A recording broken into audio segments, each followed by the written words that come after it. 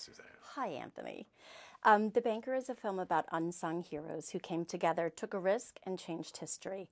Tell us about your character and his place in this amazing story and what drew you to the role. Well, I play Bernard Garrett. He's a young man with a dream, a very important dream. Grew up in Texas. He moved out to California to follow his dream. He wanted to become a real estate mogul. And living in the South, he realized at that point in time, in the 40s and 50s, that, you know, the West was the way to move. That was the land of opportunity. So he got out to California, realized it wasn't much different than Texas. So he decided to come home and make a difference for the people like him who had a dream. The Banker takes place in the 1960s, or from the 30s to the 60s, Jim Crow era. But in many ways, The Banker is just as contemporary, relevant, and relatable today. What would you like audiences to take away? That financial discrimination is real. There are communities, there are people in this country that aren't allowed the same opportunities as other people. You know, it's hard to build up a neighborhood or develop a group of people without finance.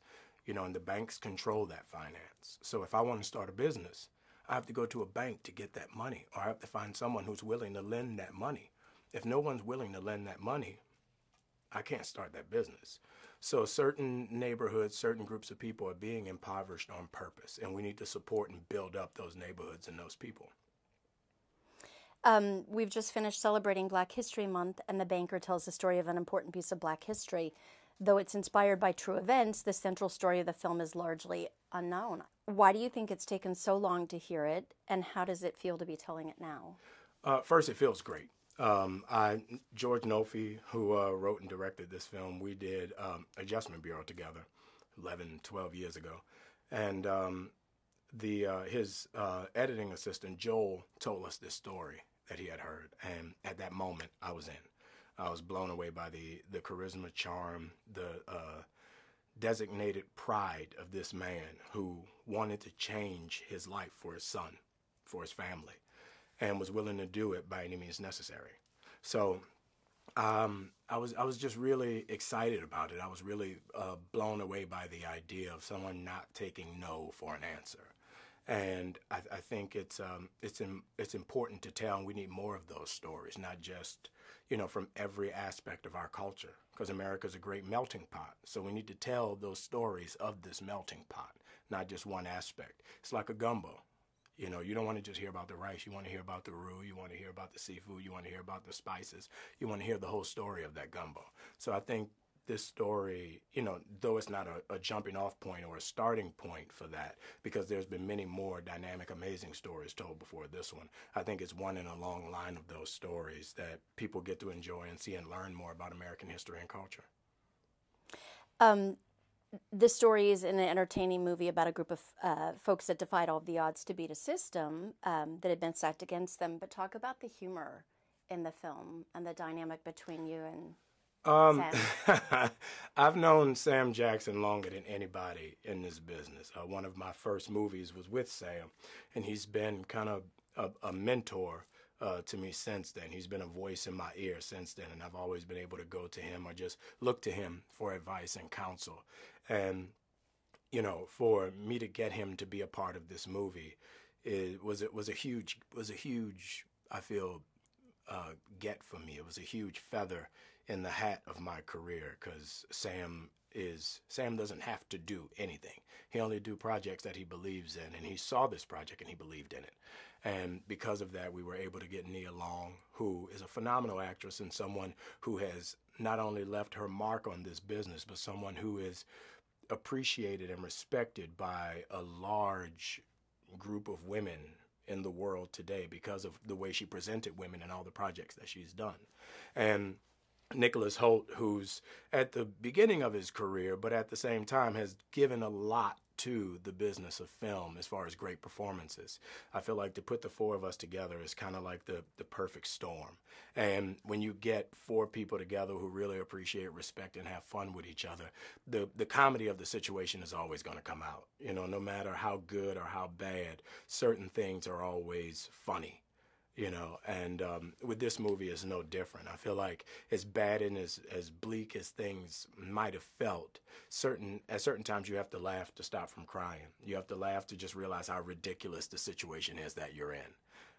So I think that bleeds through into the movie perfectly. Excellent. Can you talk about a memorable experience or anecdote from filming? Anything that really stood out, a story that you want to share? There was one day we were shooting, and it was all of us were on set. We were out by this jail out by the water in San Diego. I don't know, outside of California somewhere. But it was this beautiful landscape and this beautiful scene and this beautiful area, and there was this jail. So I'm like, wow, these must be the luckiest prisoners on earth. Like, they get to look out at this sunset every day, and like everybody was so nice. But there were these like seals or walruses or something, and every time we would talk, the seals would answer us back.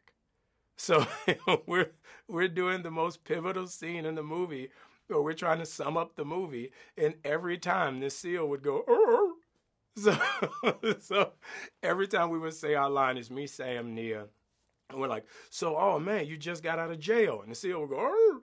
So we couldn't, there was nothing we could do. Like, we couldn't run the seals off. You know, I didn't know if you got fish or what do you give a seal to make them leave?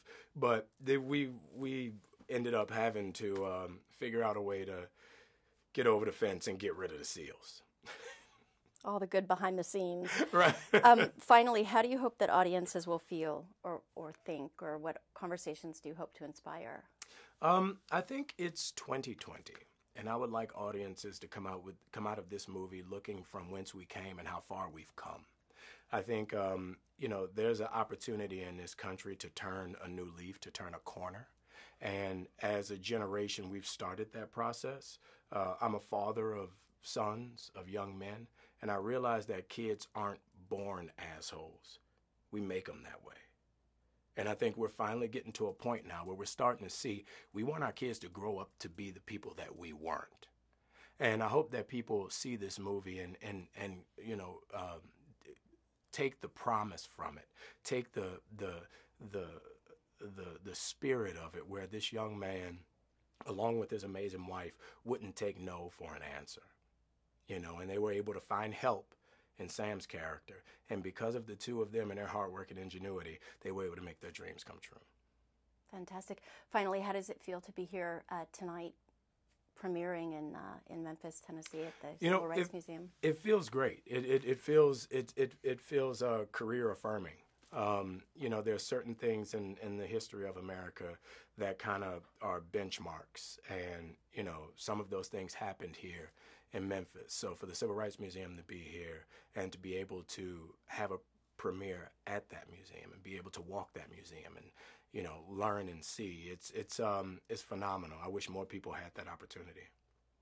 Excellent. Thank you so much. Thank you.